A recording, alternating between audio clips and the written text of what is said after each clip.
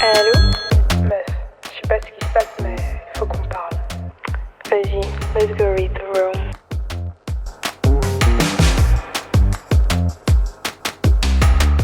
Donc, est-ce que toi, tu trouves que, comparé aux générations précédentes, que l'homme a perdu sa place dans cette génération?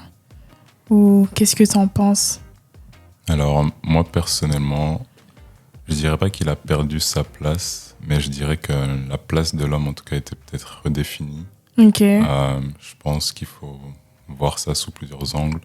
Notamment, on va parler, je pense au cours de la discussion, qu'on abordera ces points, mais tout ce qui est les mœurs, les normes de genre, les attentes un peu sociétales qu'on peut avoir vis-à-vis de l'homme. Parce que, bête exemple, si on prend par exemple, on va dire, l'homme il y a 100 ans, on va dire un peu avant, genre les 30 glorieuses, tout ça, je pense que la place de l'homme, c'est plus celui du coup qui est assumé par son statut social, la manière dont il va ramener l'argent à la maison et autres. Et je pense qu'on n'a pas du coup la même position pour l'homme et la femme dans la société. Donc, la place, je pense pas qu'il a perdu, mais elle s'est remodifiée parce que l'homme et la femme ont évolué aussi à travers le temps. Donc il n'y a plus forcément les mêmes attentes dans notre société, je pense, des deux genres. Ouais, c'est vrai. En fait, nous, quand on pose cette question-là, c'est parce que on a fait une sorte de constat, mais constat avec un échantillon très petit. Mais genre, on se rend compte qu'au niveau juste familial, avant de partir de la société, que la femme ou la maman a une place beaucoup plus importante que l'homme à l'époque, tu vois. Dans la société Juste dans une famille classique, on va dire, ou peut-être pas forcément classique, où justement, le père est parti, et du coup, c'est la femme qui prend aussi le rôle de l'homme. Du père, ouais. Du père, et que du coup, ça a des répercussions sur l'éducation des enfants, parce que ils n'ont plus cette figure masculine qui est assez présente, à cause... c'est comme si ça avait créé un déséquilibre, et du coup, on se dit, maintenant, comme on a des familles qui sont plus ou moins monoparentales, ça a aussi des répercussions à grande échelle sur la société. Et c'est pour ça qu'en fait, on s'est intéressé sur ce sujet en se demandant, mais est-ce que vraiment l'homme a perdu sa place? Et comme tu l'as dit, peut-être qu'on ne peut pas comparer l'époque à aujourd'hui, parce que voilà, les mœurs ont changé, et tout a été redéfini. Aujourd'hui, la femme peut aller au travail, elle peut gagner de l'argent. Depuis, je ne vais pas dire des bêtises, c'est toi qui vas me corriger, depuis l'après-guerre et tout ça, ou non, pendant la guerre, parce que justement les hommes étaient sur le champ de bataille, et du coup les femmes devaient ramener le pain à la maison, et qu'elles ont découvert le monde du travail, et elles se sont dit, ah ouais, ok, donc c'est ça, donc moi aussi je peux avoir mon argent. Tout ça, et du coup c'est pour ça qu'on se posait cette question-là, et avoir la vision d'un homme justement, par rapport à cette question-là, je ne sais pas si ça... Mais du coup, l'émancipation des droits de femmes des années 60. Mais je pense en fait qu'il y a plutôt deux points de vue, dans le sens où si un homme, par exemple aujourd'hui, son statut, on va dire, dans la société, je pense qu'on est un peu plus en phase avec la personne qu'on est aujourd'hui. On nous pousse plus à prendre conscience de nos émotions, de ce que l'on ressent. Et donc, peut-être que ce shift vers la prise de conscience des hommes entraîne du coup peut-être, on va dire, une faiblesse de la manière dont les hommes sont perçus, alors qu'avant, on avait toujours ce côté un peu fort, stoïque. Et donc, l'homme, il va passer ces valeurs-là aux enfants. Nous, je pense encore, dans notre génération, on a grandi avec des parents qui viennent justement de ce milieu-là. Et donc, il y a un peu cette cassure, je dirais, entre la génération de nos parents et notre génération, parce que nous, en tout cas dans notre société, les hommes sont un peu plus, je veux dire, en phase psychologiquement parlant, alors que nos parents, moi je prends l'exemple par exemple de mon père ou autre, c'est toujours non, l'homme peut pas pleurer, l'homme peut faire ça. Donc, on grandit en fait avec ces attentes un peu au niveau des hommes, tu dois être fort, assertif, dominateur, et surtout l'accent sur la carrière professionnelle. Mais la femme aussi évolue de son côté. Vous êtes des êtres un peu plus déjà en phase naturellement avec les personnes que vous êtes. Et du coup, je pense qu'au fur et à mesure que les femmes se battent pour leur égalité et l'équité dans leurs droits, elles prennent plus de place aussi, du coup, naturellement dans la famille. Et je pense que nous, en tout cas, dans mon entourage, parce que je n'ai pas fait le test ni rien, Mais je pense que l'amour d'une mère, en tout cas la relation qu'on a avec une mère, est plus spéciale que celle qu'on a avec un père, par exemple. Mhm. Et je pense qu'on en tire un peu plus au niveau du coup, de la personne qu'on est au niveau de notre mère plutôt que notre père. Alors que notre père, on va le regarder comme cette figure paternelle, un peu cet objectif au niveau de la carrière ou autre, comment être. C'est un peu ce côté où un peu plus froid, un peu plus dur, mais c'est Ouais. cette stature comme ça Ouais. vers laquelle on regarde un peu. Mhm. Ouais, c'est vrai. Est-ce que tu as l'impression que le fait que l'homme soit plus en phase avec ses émotions, ça peut le féminiser plus? J'ai déjà entendu du coup ce concept. Moi, je dirais que non, parce que la masculinité, comme enfin, avec laquelle on a grandi, parce que nous, je pense, notre génération, donc fin des années 90, début des années 2000, on grandit avec ce shift culturel où on nous apprend en étant petit que la masculinité, c'est tout ce qui est être fort, être stoïque, ne pas forcément laisser ses émotions prendre le contrôle. Ouais. Mais la société dans laquelle nous, on vit aujourd'hui, je pense qu'on le voit dans le climat social et politique, les hommes ne se sont pas forcément affaiblis, mais sont beaucoup plus expressifs. Mhm. Donc c'est un peu plus normal aujourd'hui de voir un homme pleurer, de voir un homme partager ses émotions. Aujourd'hui, dans les sociétés donc, à Afrique subsaharienne, nous, notre génération, je pense, on est plus en face avec tout ce qui est l'aspect psychologique, aller voir un psychologue, consulter. Et donc, je pense pas que c'est forcément se féminiser, parce que pour moi, en tout cas, je pense qu'une masculinité saine, c'est quand on a tant ce côté, oui, froid, stoïque, notre pouvoir, mais aussi cette vulnérabilité, parce que je pense que c'est ça le plus important en vrai dans notre société. Mais je pense que c'est ça le problème. Si on met la vulnérabilité en avant, on est en soi à nu. On se dévoile en fait complètement. Ah, Mhm. oui. Et donc on a peut-être cette peur d'être jugé par les autres et de se dire que les autres peuvent prendre le dessus sur nous en laissant ce côté de nous paraître. Donc c'est pour ça que je pense qu'on grandit en apprenant à le cacher. Mais quand on arrive à l'âge adulte, il y a un peu ce contraste avec la société dans laquelle on est, ce qu'on nous a appris. Et donc il y a tout un travail, je pense, à refaire. Je pense pas que ça féminise forcément, mais ça nous permet justement de rentrer en contact avec qui nous sommes. Ouais, ouais, c'est important. Après, je sais pas si toi-même bon, comment tu le vis en tant que jeune garçon, bon, Jeune homme. jeune homme, désolé. En tant que jeune homme, est-ce que t'as la facilité à être vulnérable ou est-ce que bon, c'est difficile pour toi? Moi, je suis une personne assez sensible déjà de base. Mais par exemple, dans ma famille, je m'ouvrirais plus facilement à ma mère qu'à mon père. Ok.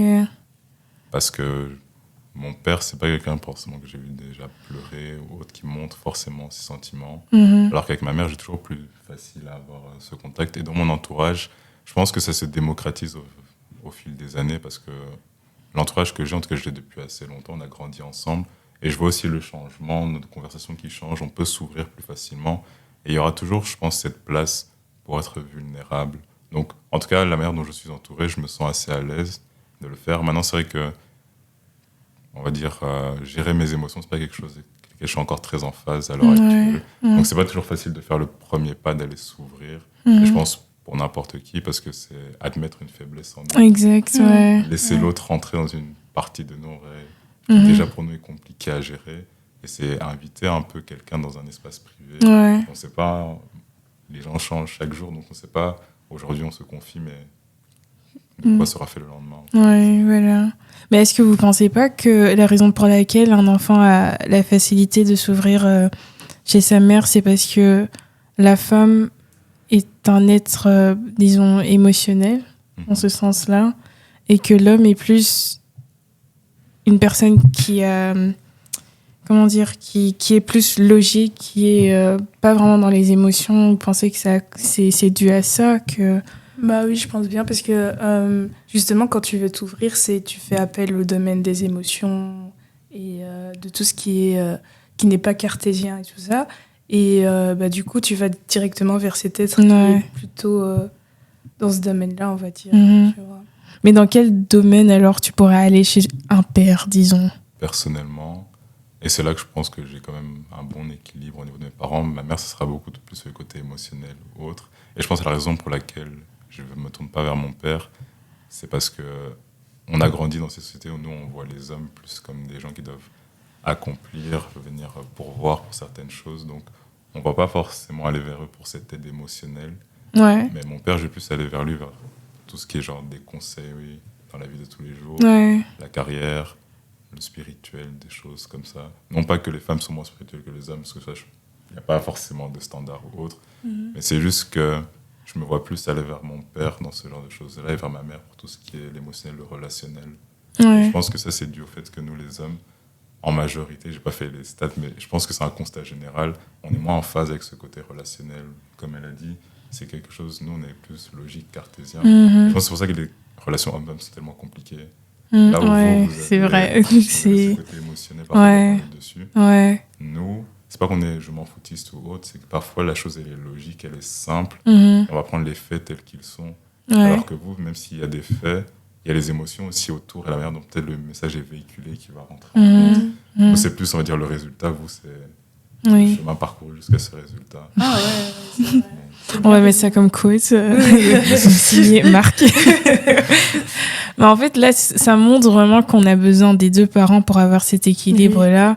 Moi, personnellement, j'ai l'impression que maintenant, dans notre société actuelle, c'est pas qu'on essaye d'effacer la place de l'homme, mais c'est comme si on en voit où on peut... Bon, la population peut envoyer un message comme si on n'aime pas les hommes, ou tu vois, parce que voilà, peut-être qu'ils ont eu une mauvaise expérience avec un homme, et voilà, ils mettent ça sur tout le monde, sur tous les hommes, ou ça peut être dû au fait que voilà, ils ont eu un père absent, ou il y a plein de raisons, tu vois. Donc c'est important d'avoir les deux parents dans la maison, puisque voilà, il y a cet équilibre-là, mais ça veut pas dire que l'homme n'a pas sa place en soi. Ouais. Moi, personnellement, j'ajouterais que avoir les deux parents, oui, mais c'est pas forcément une garantie aussi d'avoir forcément cet équilibre. Mais je pense que un enfant qui grandit avec ses deux parents aura toujours, on va dire, les deux côtés de la pièce sur comment gérer ses relations, on va dire, hommes et femmes. Parce que, comme tu as dit, parfois, il y en a qui ont grandi avec des parents absents. Et même si c'est pas forcément révélateur de la personne qu'on sera plus tard, je pense qu'il y a toujours un déficit de base qui se crée par l'absence d'un des parents, mais qui peut être comblé par justement des figures soit féminines ou masculines dans l'entourage de l'enfant. Ouais. Parce que je pense que, par exemple, un enfant qui grandit qu'avec sa mère, donc un garçon qui grandit qu'avec sa mère, peut-être qu'il n'aura pas forcément ce côté un peu plus... Il y a des discussions entre père et fils qui ne seront jamais les mêmes qu'entre une mère et son fils, et vice-versa pour une fille et son père, une fille et sa mère. Et donc je pense que même si on est dans des familles, par exemple, monoparentales, c'est toujours bien de combler l'absence de l'un des deux parents par des figures dans l'entourage qui peuvent justement aussi l'aider à grandir de manière complète, si je dirais.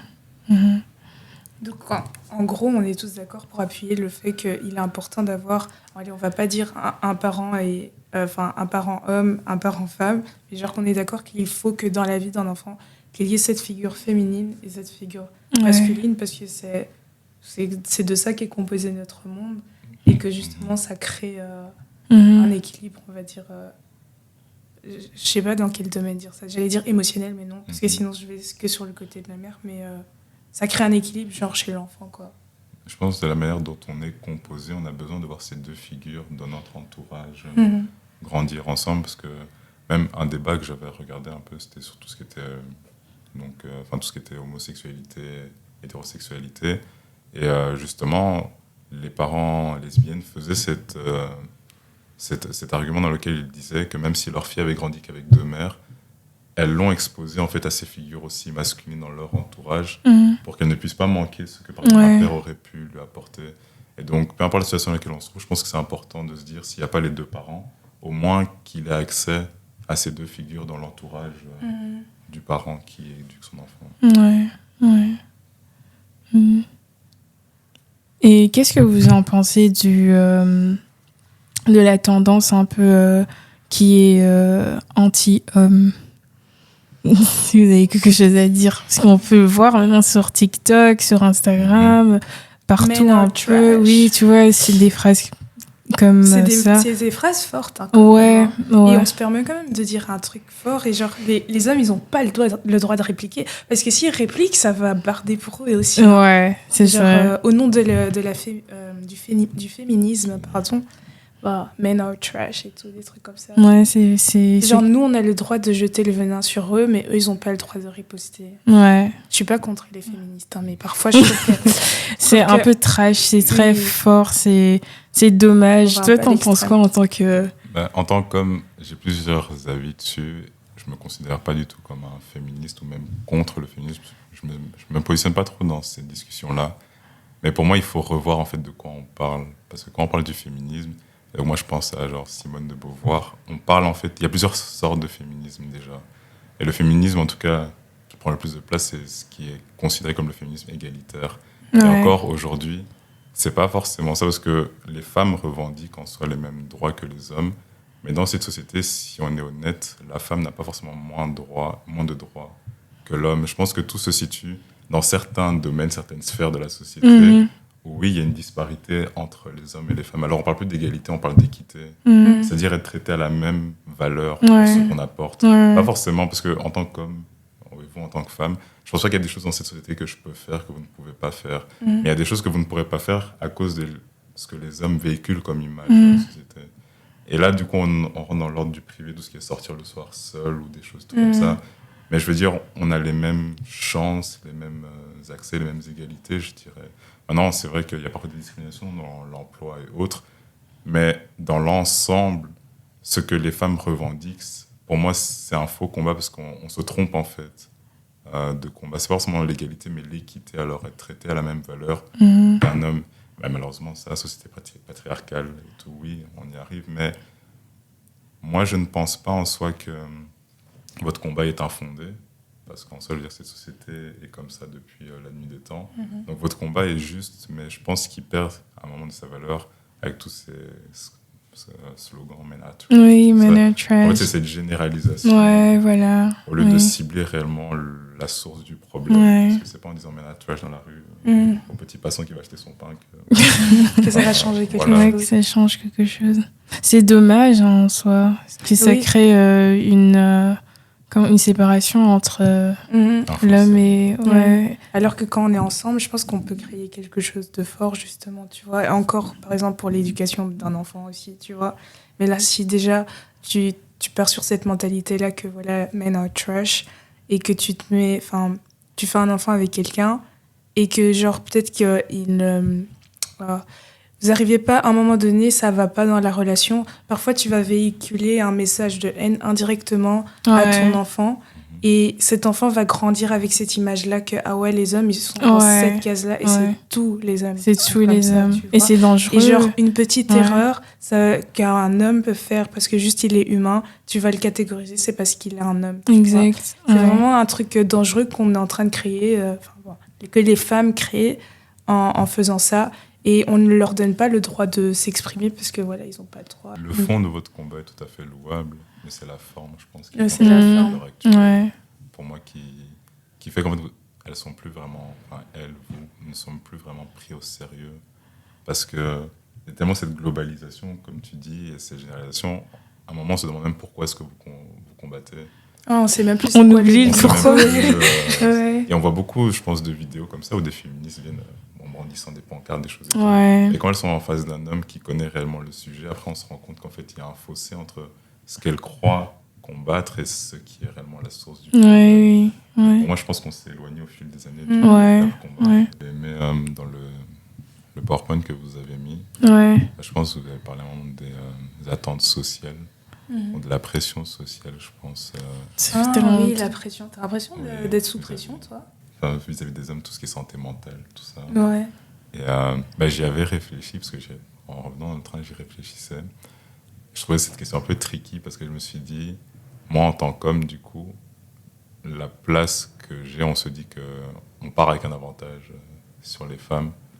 Or, sans forcément d'évaluer tous les combats que vous avez au quotidien en tant que femme, être un homme, je dirais, dans ces sociétés, c'est quelque chose en fait d'assez subtil, parce que si tu es trop en phase avec toi-même, tu peux être vu justement de ce côté un peu faible, si tu mets trop en avant la santé mentale, le fait qu'elle ne se voit pas assez. Mais si jamais tu n'es pas justement en phase avec ces côtés-là, je pense qu'on tombe un peu comme les générations de nos parents. Parce que pour eux, c'est toujours en mode, oui, votre génération est faible, Mais moi, j'ai l'impression que c'est genre, ok, génération peut-être faible mais consciente, et eux, c'est peut-être fort mais un peu brisé. Et du coup, genre, il y a un peu cette cassure, je pense, qui se fait. C'est pour ça que moi, en tout cas, je pense qu'il est important pour nous en tant qu'hommes d'avoir cet endroit où on peut quand même si on est des hommes, s'ouvrir sur certaines choses, s'ouvrir sur notre passé, nos traumas et autres. Parce que ne pas les traiter maintenant, en soi, ça laisse la place à juste répéter. Ouais, exactement.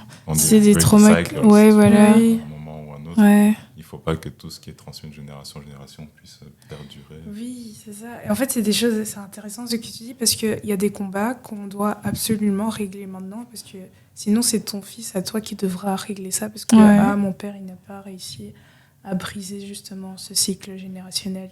Ouais, c'est vraiment des choses à prendre en compte. Du coup, si notre société permet aux hommes aujourd'hui d'être en phase avec eux-mêmes, qu'ils en profitent en fait pour justement régler ces problèmes émotionnels-là que nos pères à nous, ils n'ont pas pu régler. Comme ça, nos fils, ils puissent avancer dans un autre domaine. Je sais pas qu'est-ce qui sera à la mode. Là, maintenant, c'est vraiment tout ce qui est psychologie et santé mentale et tout ça.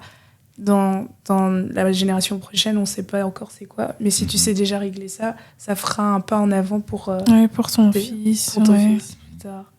C'est vraiment intéressant, ça. Parce que, du coup, tu écrit redéfinition de la masculinité. Moi, je dirais plus qu'elle se fluidifie. Elle s'adapte en soi à l'évolution de nos mœurs actuelles. Et je pense qu'on peut voir que, de la même manière qu'avant, nous, la masculinité, en tout cas à laquelle on a grandi, qu'on nous véhicule, c'est le fait d'avoir un statut social, une bonne carrière, d'être fort, un peu dominateur dans les endroits de notre vie. Mais aujourd'hui, je pense qu'elle s'aligne un peu plus. Elle s'aligne en fait avec cette idée qu'on peut aussi être masculin tout en étant en phase avec la personne qu'on est, prendre conscience, être vulnérable, mais surtout aussi s'entraider, s'aider les uns les autres. Il n'y a plus vraiment cet aspect... je veux dire, individuel. Parce qu'avant, quand on parle de masculinité, c'est un peu genre, ça va en lien avec la virilité. C'est un concept un peu sociétal, on domine sur les autres. Aujourd'hui, c'est plus un concept individuel dans lequel on prend conscience de qui on est pour l'adapter justement aux autres sphères un peu de la société. Et je pense que c'est bien qu'on évolue vers une société comme ça, parce que bon, quand je vois comment la société évolue aujourd'hui, on peut se dire que le futur ne présage rien de bon. Mais si on retire par exemple le travail à l'homme, on retire son statut. Est-ce que ça reste un homme ? Qu'est-ce qui fait un homme ? Ça, c'est une très très bonne question. Parce que là, je pense que du coup, on part un peu dans une discussion un peu philosophique. Oui, c'est très philo, là. Il y avait un philosophe que j'aime beaucoup, Rousseau, qui parlait justement de la nature de l'homme, qui, lui, disait que de base, l'homme est bon par nature, mais pas forcément bon dans le sens où nous, on l'entend aujourd'hui avec tout ce qu'il a appris. Mais c'est parce qu'il est en phase avec qui il est de base, et il laisse justement cet homme un peu animal, tant bon que mauvais, s'exprimer. Il n'est pas en fait influencé par l'image que la société veut que l'on soit. Parce que justement, l'homme en société, donc celui qu'on a aujourd'hui, il est influencé par les politiques, par les parents, par les idéologies véhiculées par les groupes sociaux et autres. Et en fait, ça dénature un peu l'homme qu'il est de base. Parce qu'aujourd'hui, c'est plus un peu le paraître, l'image qui est mis en avant. Et donc, c'est-à-dire que si aujourd'hui, comme tu as dit, on lui retire le travail, l'argent, peut-être même les biens matériaux et autres, qui est-il au fond ? Et je pense que le fait de chercher toutes ces choses, les biens matériels, l'argent, les statuts et tout, c'est cette quête en fait de s'éloigner de qui on est réellement. Peut-être pour même... on a peur en fait d'affronter la personne que l'on est intérieurement. Et donc, on cherche en fait à se distraire avec des choses. En mode le problème sur autre chose. Sur autre chose. C'est vraiment ça. Mais vous pensez pas que ça peut mener à des frustrations ?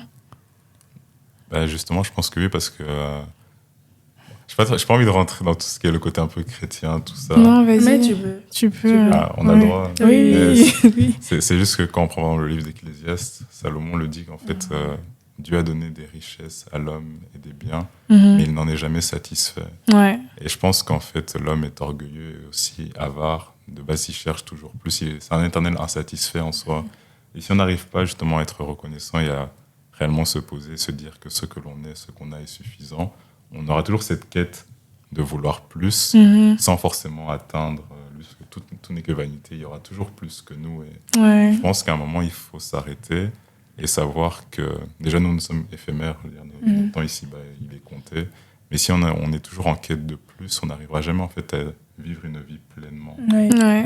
Mais cette frustration, elle est due aussi au fait que, justement, si tu profites pas du cadeau que cette société nous donne, de pouvoir être en phase avec toi, comme tu l'as répété, tu vas être frustré. Justement, en fait, quand tu es en phase avec toi-même et que tu ressens une émotion, qu'elle soit positive ou négative, il faut prendre justement ce temps de s'arrêter, comme tu l'as dit, et te dire, ok, cette frustration, elle vient d'où en fait? C'est quoi cette source? Est-ce que je peux régler ça maintenant?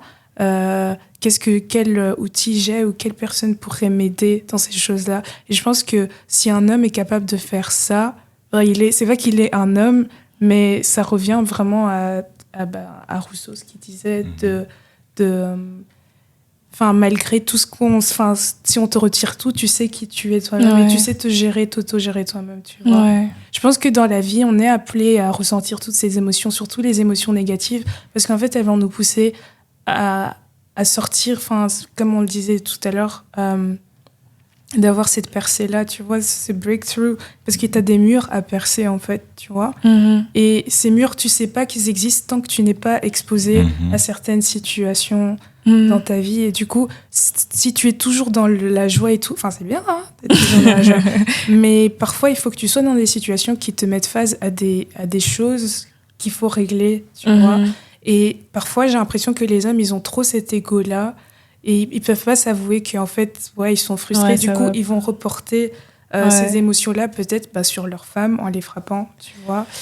Parce qu'ils ont un truc que la femme n'a pas, c'est qu'ils ont la force physique, tu vois.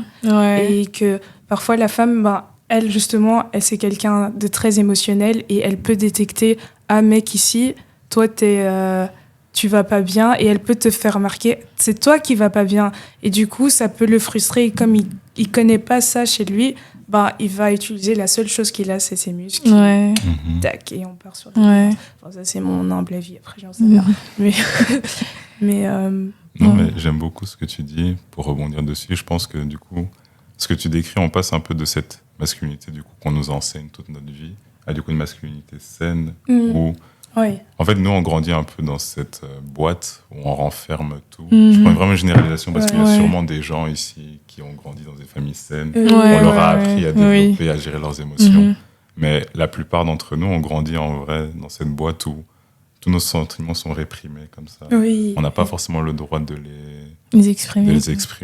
Et on va dire, le cliché dans les familles subsahariennes, c'est que si on n'en parle pas, ça n'existe pas. Exactement. Et donc, du coup, à partir du moment où on arrive à se dire que ce qu'on éprouve n'est pas forcément négatif, même s'il l'est, parce qu'il peut servir à notre positif, en fait. Il y a les choses mauvaises qui nous arrivent. Si on en prend conscience, on peut, sur base de ces échecs, ces chutes, rebâtir pour justement aller vers quelque chose de meilleur et se créer un meilleur futur. Parce qu'en fait, au fur et à mesure, on avance, on croit avancer, on n'exprime rien. Et c'est un peu comme cette boîte de Pandore après où, à un certain âge, tout explose. Et le plus souvent, comme tu as dit, quand ça explose, ça peut être la violence physique, ça peut être la violence morale, la violence verbale, mais ça peut aussi être la manipulation, le mensonge. En fait, tomber dans tous ces schémas, on va dire, qui te font pas avancer et qui t'amènent encore plus vers le bas. Et parfois, on se rend compte de ça vers la trentaine, quarantaine. Mais tout ça, c'est des traumas qu'il fallait traiter bien avant. Et parfois, ça rentre le plus souvent, la classique, en se mettant en relation avec quelqu'un. Tu penses que tu es dans un état stable, tu penses que tu es bien, tu penses que tu as accompli cette image d'homme que la société veut que tu aies. Mais c'est en te confrontant à une femme, parfois, que tu te rends compte qu'en fait, il y a tellement de choses qu'il fallait régler. Et c'est ça, parfois, c'est bien... le côté positif d'être en relation avec une personne, c'est qu'elle aura cet effet miroir avec toi, tu vois. Mais maintenant, il faut être conscient que quand tu es dans une relation, il y a ça qui arrive. C'est pas que vous allez juste avoir une vie en rose comme Disney nous le promet et tout ça. Non, c'est en fait, tu rentres dans une autre phase de travail, un autre niveau de développement personnel. Du coup, tu es prêt à t'exposer. On en parlait d'exposition tout à l'heure. C'est genre, tu te mets à nu en face d'une personne qui ne te connaît pas. Et ensemble, en fait, il faut accepter que cette personne, elle te dise en face les problèmes qu'il y a chez toi. Et il faut avoir assez d'humilité pour accepter ce qu'elle te dit, pour pouvoir travailler dessus. Ouais. Super intéressant. Ouais. Waouh. Ça me fait penser à un livre que je suis en train de lire. Je ne sais plus de Les qui c'est. 4. Les 4 accords Toltec. Ça dit quelque chose? Toltec, je connais, mais je connais pas ce livre. Ah. Et du coup, il expliquait au début du livre qu'on on est des êtres en fait de lumière Mhm. et que on vit dans une société qui a un rêve, mais ce rêve n'est pas forcément vrai. Et du coup, c'est un rêve qu'il a créé lui-même Mhm. et il nous l'a inculqué. Nos parents aussi, ils ont un rêve qui nous inculque et du coup, on n'est jamais vraiment soi-même, tu vois. Ok, ok. Tu vois, on n'est jamais vraiment soi-même. Et du coup, ici, il essaye un peu de déconstruire ça, parce que c'est quelqu'un, en fait, qui a eu le temps de s'isoler de la société et tout ça, et il est rentré dans une réflexion tellement profonde que je pense que moi, personnellement, quand j'ai lu les pages, j'ai l'impression qu'il a rencontré Dieu. Je sais pas s'il est chrétien ou pas, mais à un moment, il a fait... Je pense bien, parce qu'il a fait une allusion à un verset biblique qui dit que... au commencement, la parole... je connais pas très bien, bref, dans Jean 1. Commencement était la parole était avec Dieu. Oui, voilà. La parole était Dieu. Ouais, et du coup, un des trucs qu'il donne, donc 4 accords Toltec, c'est comme si c'était des... je sais plus. Des lois. Des lois ou Principes. des principes. Des Des principes, je préfère. Que ta parole soit impeccable. Il y a ça. Ne prends jamais les choses personnellement, quoi qu'il arrive, tu vois. Je suis juste arrivée à ces deux-là, donc je peux que citer ces deux-là. Mais c'était intéressant de se dire que, waouh, imagine, genre maintenant, bon, comme on est dans le domaine des hommes, tous les hommes se disaient ça, genre en mode que mes paroles soient impeccables. Et il a décomposé le mot impeccable. Il disait que ça venait du latin. Donc, le 1, c'est sans, et peccable, c'est péché. Donc, en fait, pour lui, il faudrait parler sans péché. Parce qu'en fait, quand on parle, on nous a appris en fait à maudire les gens en disant genre en fait quand tu dis quelque chose la personne qui t'écoute en fait elle reçoit cette parole et elle peut faire un accord avec ce qui est dit. Par exemple, si je dis à Jessica ton pull il est moche, ou alors je trouve que tu n'es pas belle aujourd'hui, et ben elle peut faire un accord avec cette parole là. Et elle va finir par le croire. Et c'est comme si ça va créer une semence. Enfin, c'est très biblique, tout ce qu'il raconte. Et du coup, ça va faire que peut-être que dans 10 ans, je vais retrouver une jeune fille qui est fanée, on va dire. Parce qu'en fait, il y a 10 ans, elle a fait un accord avec cette parole que je lui avais dit. Et du coup, il fait comprendre que notre parole a un pouvoir, mais genre au point qu'il appelle ça de la magie noire même, tu vois. Tellement que genre... c'est vraiment comme dans la Bible, genre la vie et la mort sont au pouvoir de la langue. Donc tout ce qu'on nous dit, il y a vraiment tout ce qu'on dit, ça a un pouvoir, et c'est à nous d'accepter ou de pas accepter ce que l'autre dit, tu vois. Et maintenant, moi je me dis, en lisant ce livre, je me dis mais attends, il faut avoir une force d'esprit pour pas accepter de méditer sur les paroles qui sont dites sur toi, tu vois. Parce que souvent on entend plein de choses, et quand on rentre à la maison, on médite dessus. Et puis tu te dis, mais c'est que l'autre l'a dit là, peut-être que c'était vrai, tu vois.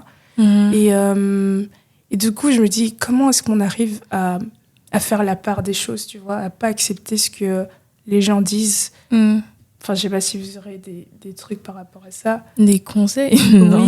Comment ne pas faire en sorte que, même si tu entends un truc, que ça rentre pas...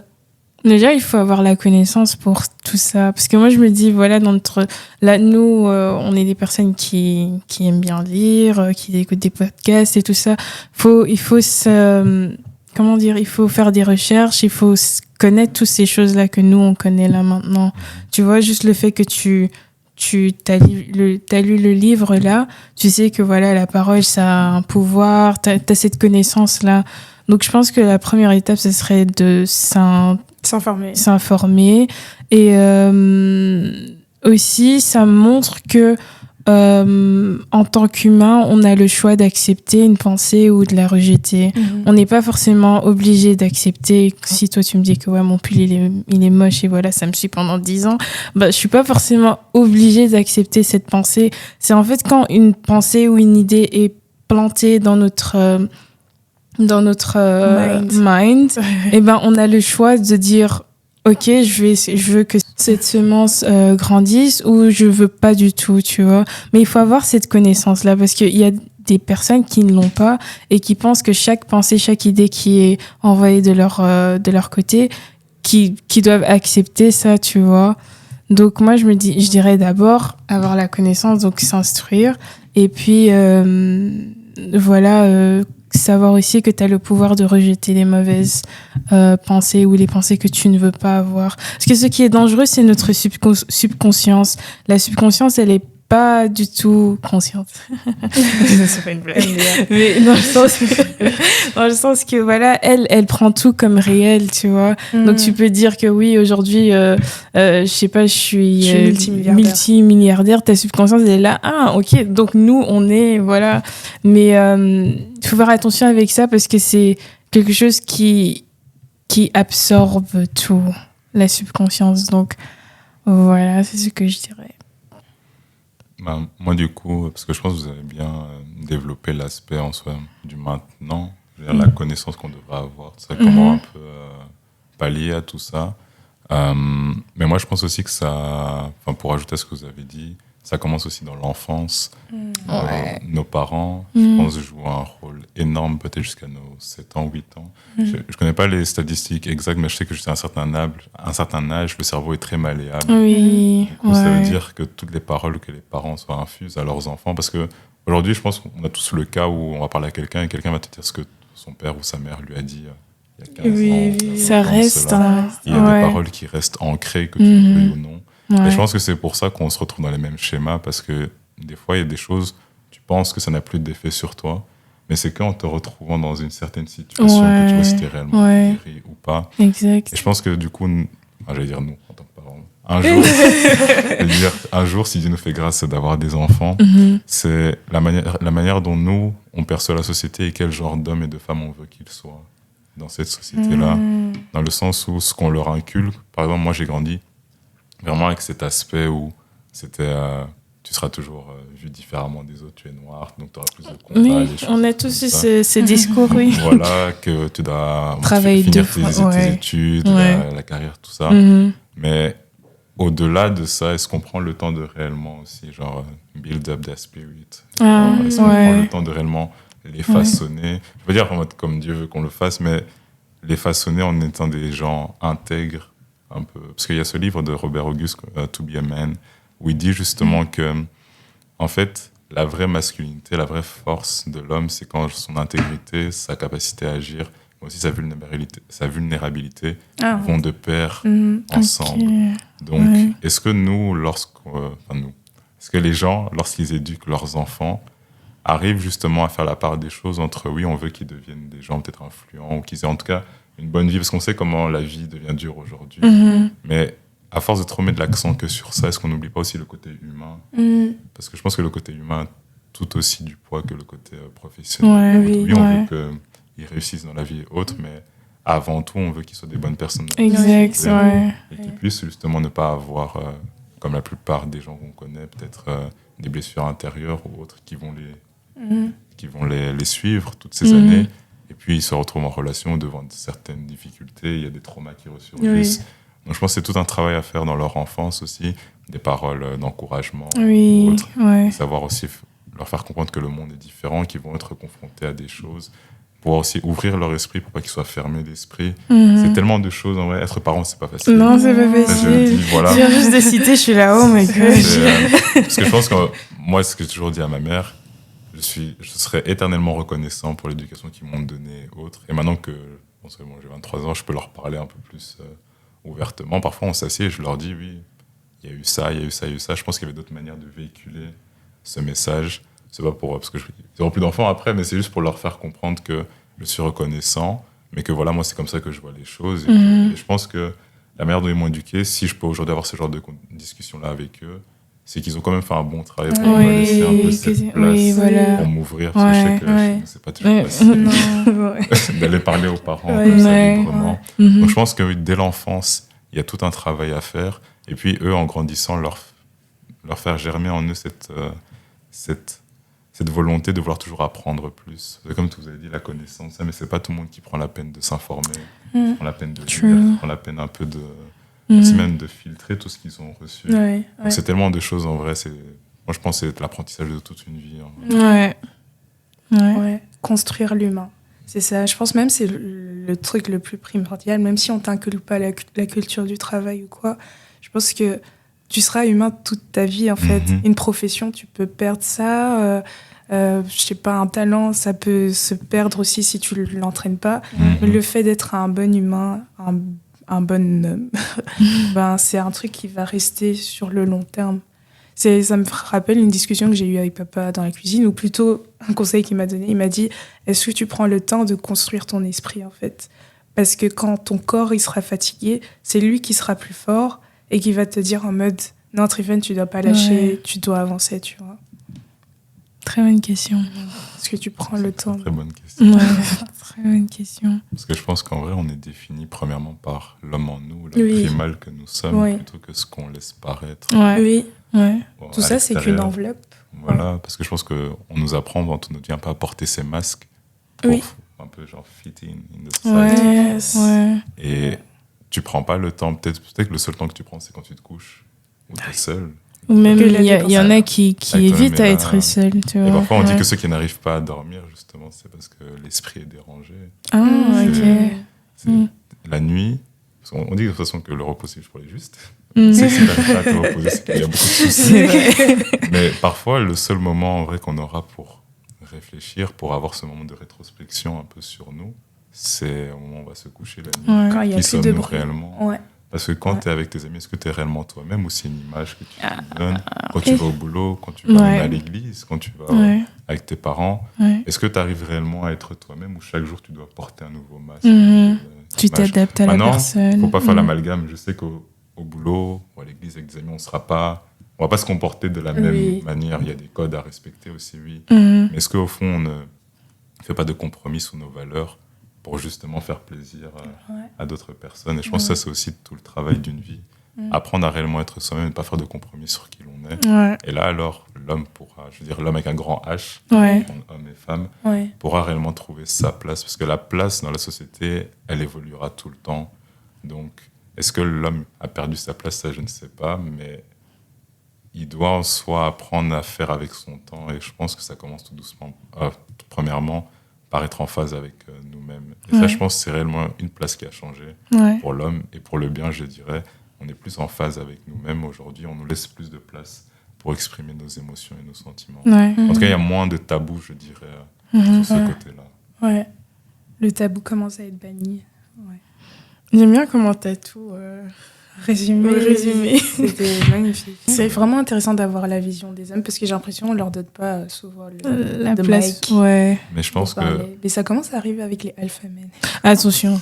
C'était red pill truc là, attention. je pense aussi que dans ce genre de discussion, on ne donnera pas forcément le micro parce qu'on sent déjà que genre, we are entitled. Ouais, on sait ce que on se dit que homme- genre, Ouais. tout leur est déjà Ouais. donné, acquis. Pourquoi est-ce qu'on va leur laisser là? Ouais. Et donc on croit mieux savoir que nous. Mais je pense que c'est parfois des études qu'on voit, une femme qui avait fait l'expérience d'être un homme pendant toute une semaine Mhm. et qui à la fin apparemment s'est suicidée. Faut que je retrouve la vidéo. Mais c'est pas forcément pour dire que les hommes souffrent plus que les femmes. Mais je pense qu'il y a des attentes au niveau des hommes beaucoup plus hautes que Ouais. celles des femmes. Ça Ouais. commence avec dans les relations. Parfois, en fait, l'image qu'on a de l'homme, c'est celui qui pourvoit, c'est Oui. celui qui doit être l'image forte de la Ouais. maison. L'homme peut pas pleurer, l'homme peut pas faire ci, ça. Ouais. Parce que tu es censé être cette figure en vrai stable. Stable, qui bouge pas. Mais si toi tu bouges maintenant, C'est chaud, quoi. C'est fondre, en C'est fait, chaud. tu Ouais. vois. Et donc, c'est pour ça qu'il est important dans les relations de pouvoir trouver ces personnes avec qui on va pouvoir s'ouvrir. Et je sais qu'il y a toujours ce stéréotype de quand on est en relation, on ne peut pas pleurer devant sa femme, on ne peut pas s'ouvrir Oui. aux femmes. Parce que justement, vous, les êtres émotionnels, peut-être que vous attendez aussi des hommes qui soient justement cette figure un peu plus forte que vous. Mhm. Et à partir du moment où vous voyez ce moment ce moment un peu de faiblesse, Ouais. peut-être inconsciemment ou non, vous perdez un peu cette image de l'homme. que vous Stable, avez. ouais. Ok. Waouh. Ça, je pense que c'est une autre discussion. Oui, c'est une autre discussion. J'espère jamais avoir ça, que je perds cette image, quoi. Non, mais il De- faut juste comprendre par rapport à tout ce qu'il a dit déjà. Tu peux prendre ça une note dans ta tête que l'homme, il a le droit d'avoir des Ouais. émotions et que c'est très sain qu'il s'ouvre à toi, en fait. Mhm. Parce Parce que, parce que nous, Sinon, il s'ouvre à qui? C'était pas parce toi. que nous, en tout cas, bon, voilà, désolé de vous dire, mais entre nous, c'est vrai que beaucoup, on se dit, on peut pas s'ouvrir à vous de peur C'est justement de perdre en fait cette image. Et c'est même pas genre une généralité, c'est une réalité. Mhm. S'ouvrir à notre copine, notre mari, bon, s'ouvrir en vrai à la femme qu'on aime, Mhm. c'est un risque énorme. Mhm. Déjà, être vulnérable entre nous, hommes, c'est une étape, mais être vulnérable devant celle qu'on aime, c'est quelque chose, on préfère aller pleurer seul et puis dire que tout va bien. Et c'est pour ça que je pense que beaucoup d'hommes ont du mal à s'ouvrir parce que on vous voit tellement sur un piédestal. On ne veut pas en fait que vous nous voyez plus bas que ce que l'on est peut-être déjà en ce moment-là en fait. Et c'est pour ça qu'on sera toujours là à mettre notre meilleur masque, notre meilleur sourire, tout ça. Mais pleurer devant la femme qu'on aime, c'est quelque chose. Même s'ouvrir. Parce qu'on se dit toujours que vous pourrez utiliser ça contre nous. Contre Vu que vous. vous êtes Ouais. issus d'une dispute là-bas. Et... Bah, il y a des femmes qui sont des sorcières, je suis désolée, et qui font Il ça, faut quoi. se marier avec une bonne femme. C'est lui qui trouve une bonne femme. Non, une bonne femme, hein, parce que... Ouais, c'est chaud. Non, purée, arrête, tu me donnes... Oui, mais moi j'ai eu envie de continuer, mais là on arrive à tu la me donnes fin. mal au cœur. Oh my gosh. C'est pour ça que je dirais C'est jamais dommage. que l'homme souffre plus que la femme, parce que jamais je pourrais dévaluer ou même Ouais. genre, undervalue, genre les challenges et les obstacles auxquels vous faites face dans la société. Mhm. Je pense que c'est juste deux mondes différents. Oui. Les attentes Ouais. envers un homme, les attentes envers une femme. Et nous, du coup, vu qu'on intériorise énormément de choses, ça, je pense qu'en vrai, tout remonte depuis la Genèse. On n'est pas forcément des êtres, nous, qui vont Mhm. s'exprimer aussi facilement que vous. Et donc, ça crée énormément de problèmes intra-relationnels entre les femmes et les hommes. Et, bon, on va pas régler ça en un podcast, mais j'espère qu'on Malheureusement aura pu pas, donner mais- aussi des pistes aux personnes Ouais. qui se posent ce genre de questions. C'est vraiment triste, c'est hyper triste. Parce qu'il y avait quelques années passées, ou même l'année passée, j'avais lu que les statistiques montrent que c'est plus des hommes qui se suicident que les femmes. Les burn-out. Ouais, les burn-out et les attentes et tout ce qu'ils ont sur leur dos. Donc, et- quand même une vraie pression. En fait. Pouah. J'ai l'impression nous on est vraiment genre les drama queens et que genre on est plus mis en scène parce que voilà c'est le côté émotionnel et que l'homme comme il a pas le droit de montrer ce côté-là, bah, à force d'être intériorisé comme vous l'avez dit, bah, il implose et Ouais. au point de Se sauter suicider. la vie quoi. Je pense aussi que les générations ne sont pas les mêmes dans le sens où nous, nos parents, ils pouvaient partir d'Afrique, venir ici avec juste la foi, tout va marcher. Mais nous, C'est ça. nous, aujourd'hui, avec toutes les attentes et la manière dont on nous inculque, je pense, dans les familles subsahariennes, que les études, le diplôme, c'est tellement important. Ouais. C'est peut-être pour ça qu'il y a beaucoup d'hommes aussi qui ne veulent pas se marier si jeunes, dans le sens où ils veulent déjà avoir toute leur vie d'abord. Ouais, hein, En oui. ordre. On a aussi Ouais. la même horloge que Ouais. biologique. Ouais. Nous, c'est vraiment l'horloge financière, là, où Oui c'est une On s'est- horloge financière. Ouais. on Oui. se dit qu'il faut avoir fait ça, Ouais. ça avant Il doit de... être Alors que si ça stable, se trouve, ouais. la femme, elle est déjà là, vous pouvez grandir ensemble. Ouais. Mais en fait, tu te dis que non, parce que tu vas pas la faire quitter ses parents pour aller se galérer ensemble. C'est vrai. Et je pense que beaucoup, on met d'abord nos objectifs premiers, genre de carrière et autres, et on oublie du coup ce côté humain. Toute notre vie, on est genre en mode dirigé par ça, où on met nos objectifs, un peu nos attentes en premier. On prend pas le temps de réellement se poser, savoir qui on est. Ouais. Et c'est pour ça que quand on se met du coup avec quelqu'un, est-ce qu'on se clash un peu parce que tu te retrouves exposé, comme tu as dit, à ce miroir. Ouais. Tu vois réellement qui tu es en fait. Mhm. Ouais. Est-ce que cette pression sociale en fait ça expose pas, enfin ça nourrit pas en fait juste l'ego de l'homme? Moi, pour parler de mon expérience en tout cas, je sais que je me voyais d'une certaine manière. Puis j'ai eu ma première relation et c'est là que je me suis vu effet miroir. En fait, j'étais pas du tout comme je pensais l'être. Et ça te crée... En vrai, ça te fait mal. Mhm. Ça crée vraiment un combat comme ça. Parce que t'as tout ce que les gens disent de toi, te connaissent juste en amitié. Oui. Et tout. Ouais, Et quand tu mais te mets non, en avec quelqu'un, c'est là que tu relation, vois ouais. réellement les choses sur lesquelles tu dois travailler, les choses Ouais. en vrai qui te trigger. Ouais. Toujours. Mais ça nourrit l'ego parce que tu te dis avant d'être avec quelqu'un, oui, moi je veux faire ça et tout. Mais quand tu arrives avec quelqu'un, maintenant c'est tellement de sacrifices à faire, tellement de concessions. Et c'est là que tu te rends compte de réellement la personne que tu es en fait en relation. Et je pense que c'est la meilleure image que tu auras de toi-même quand tu es avec quelqu'un. Parce que les groupes sociaux, tout ça, tu peux toujours... Il n'y a pas vraiment d'attente en fait. Oui. Mais en amour, en relation, il y a des attentes. Ouais, il y a Oui. des attentes. Ouais. Et c'est ça. Il y a des attentes. Wow. Ah, Seigneur. On devrait être plus indulgente avec les hommes alors. Indulgente, je dirais pas ça, mais compréhensive. Compréhensive. Ouais. Dans le sens où je pense que beaucoup d'hommes ne prennent pas le temps de s'asseoir et de vraiment prendre le temps de gérer leurs émotions. Parce que c'est vu comme quelque chose de femme, un peu faible, je dirais. Pas de manière grossière. Et c'est juste que quand du coup vous êtes avec des hommes, le plus souvent la première réaction qu'ils vont avoir, elle est impulsive. C'est quelque chose de logique. En vrai, ils prennent pas le temps de prendre les émotions en compte dans tout le problème.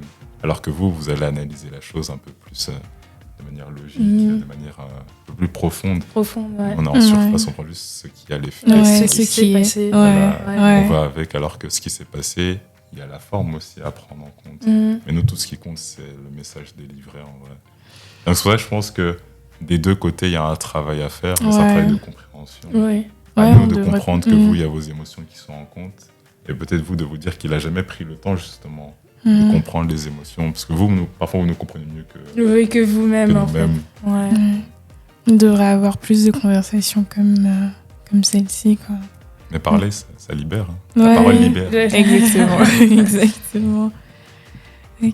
On arrive à la fin. Ouais, on arrive à la Ah, fin. c'est dommage. Ouais. Ça devenait intéressant. En tout cas, c'était une très belle expérience. Oui, t'as aimé?